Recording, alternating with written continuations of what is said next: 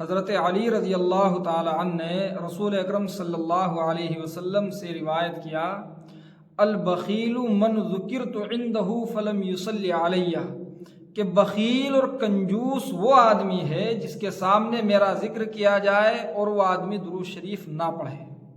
یعنی رسول اکرم صلی اللہ علیہ وسلم کا نام لیا جائے اور آدمی مسلمان ہوتے ہوئے رسول پاک صلی اللہ علیہ وسلم پر درود شریف نہ پڑھے، اس سے بڑا کوئی بخیل نہیں ہے۔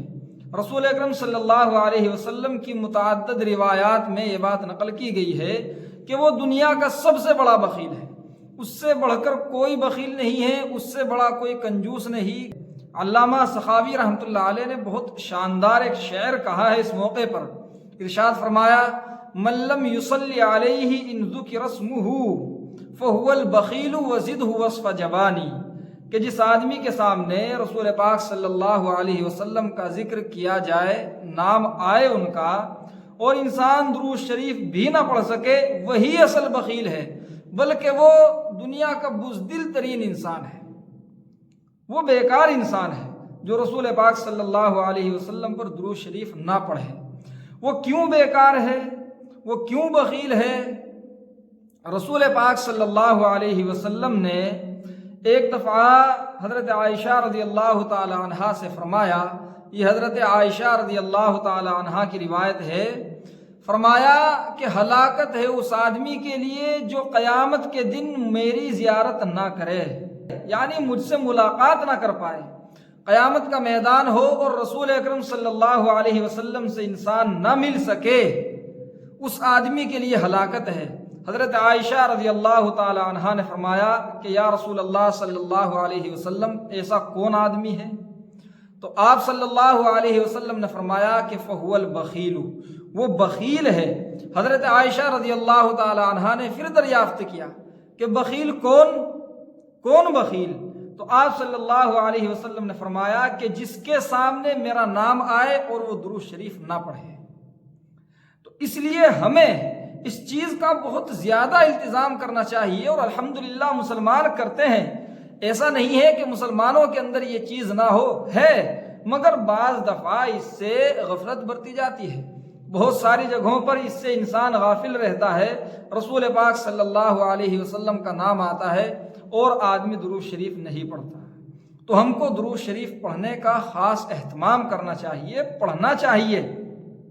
جب کبھی آپ کا نام زبان سے لیا جائے یا لکھنے میں آپ صلی اللہ علیہ وسلم کا نام آئے، تو اس موقع پر آدمی ہرگز یہ خیال نہ کرے کہ میں ان کا پورا نام نہ لکھوں، صرف صاد لکھ دینا یا صرف سلام لکھ دینا یا اور کوئی ایسا مختصر الفاظ کہ جس میں آپ صلی اللہ علیہ وسلم کا پورا درود شریف ذکر نہ ہوتا ہو، ایسا نہ کرنا چاہیے۔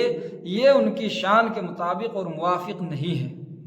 آدمی بول رہا ہے یا سمجھا رہا ہے یا بات کر رہا ہے، اس دوران بھی آپ صلی اللہ علیہ وسلم کا نام جتنی بھی دفعہ آئے، جتنی بھی زیادہ بار آئے، ہر دفعہ پورا نام لے اور پورا درود شریف پڑھے صلی اللہ علیہ وسلم، ہر دفعہ پڑھتا جائے۔ اور بھی کچھ نہیں ہوگا، اگر بیان کی وجہ سے کوئی اثر بھی نہ ہو، کوئی فائدہ بھی نہ ہو، کم از کم اتنا فائدہ تو ضرور ہوگا کہ آپ کو درود شریف پڑھنے کا ثواب ملے گا اور سننے والے کو درود شریف سننے کا ثواب ملے گا۔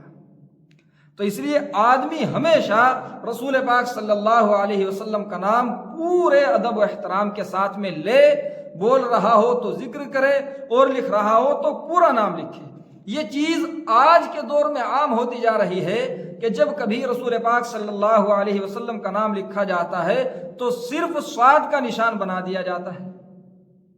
یہ غلط ہے، یہ صحیح نہیں ہے۔ حضرت عبید اللہ ابن عمر قواریری نقل کرتے ہیں کہ میرا ایک ہمسایہ تھا، میرا ایک پڑوسی تھا، وہ پڑوسی کاتب تھا، اس کا لکھنے کا کام تھا، یہ اس کا پیشہ تھا۔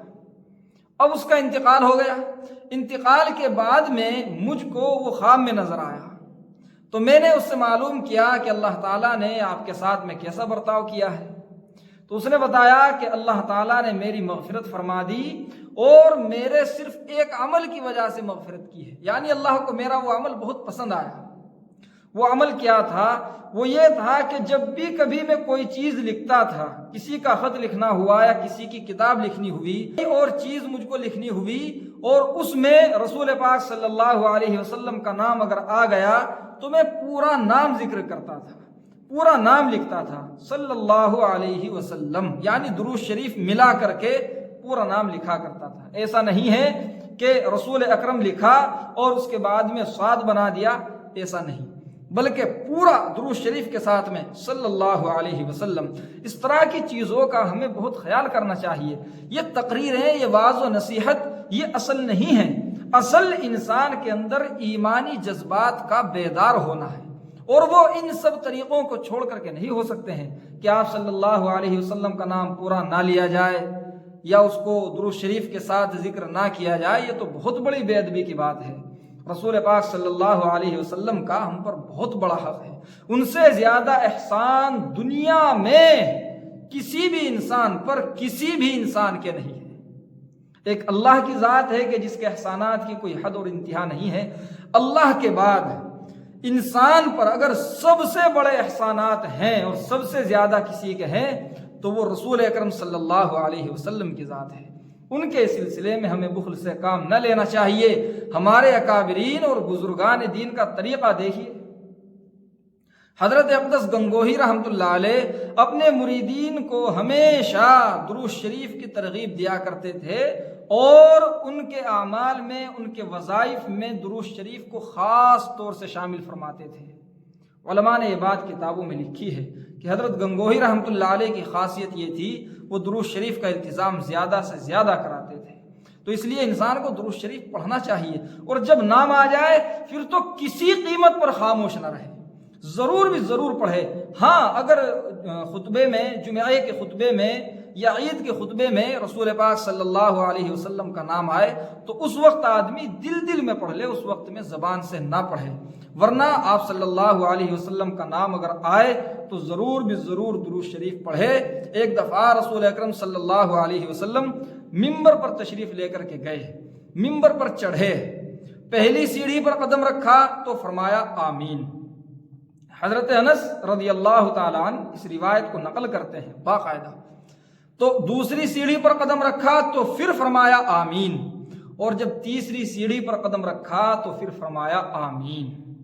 صحابہ کرام رضوان اللہ علیہم اجمعین نے بعد میں معلوم کیا کہ اللہ کے حبیب صلی اللہ علیہ وسلم، آج ہم نے آپ کو ایسی چیز کرتے ہوئے دیکھا جو پہلے نہیں دیکھا تھا۔